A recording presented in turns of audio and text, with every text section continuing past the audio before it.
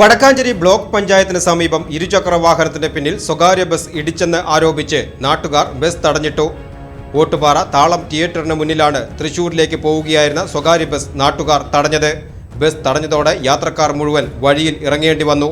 സംഭവത്തെ തുടർന്ന് നാട്ടുകാരും ബസ് ജീവനക്കാരും തമ്മിൽ റോഡിൽ വെച്ച് കടുത്ത വാക്കുതർക്കമുണ്ടായി. ഇതോടെ പാതയിൽ അല്പസമയം കനത്ത ഗതാഗതക്കുരുക്ക് അനുഭവപ്പെട്ടു. ബസ് മറ്റു വാഹനങ്ങളെ ഓവർടേക്ക് ചെയ്യുന്നതിനിടെ ബൈക്കിൽ തട്ടുകയായിരുന്നുവെന്നാണ് ഇരുചക്ര വാഹനം ഓടിച്ചിരുന്ന യുവാവും നാട്ടുകാരും ആരോപിക്കുന്നത്. എന്നാൽ തങ്ങളുടെ വാഹനം ബൈക്കിൽ തട്ടിയില്ലെന്ന ഉറച്ച നിലപാടിലാണ് ബസ് ഡ്രൈവർ. ബസ്സിൽ ഘടിപ്പിച്ചിട്ടുള്ള CCTV ദൃശ്യങ്ങൾ പരിശോധിച്ചതിൽ നിന്നും ബൈക്കിൽ ബസ് തട്ടിയിട്ടില്ലെന്ന് വ്യക്തമാകുന്നുണ്ടെന്ന് ബസ് ജീവനക്കാർ പ്രതികരിച്ചു.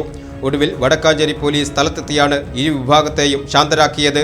പോലീസ് ഇടപെട്ട് ഗതാഗതം പുനഃസ്ഥാപിക്കുകയും സംഭവത്തിൽ അന്വേഷണം ആരംഭിക്കുകയും ചെയ്തു.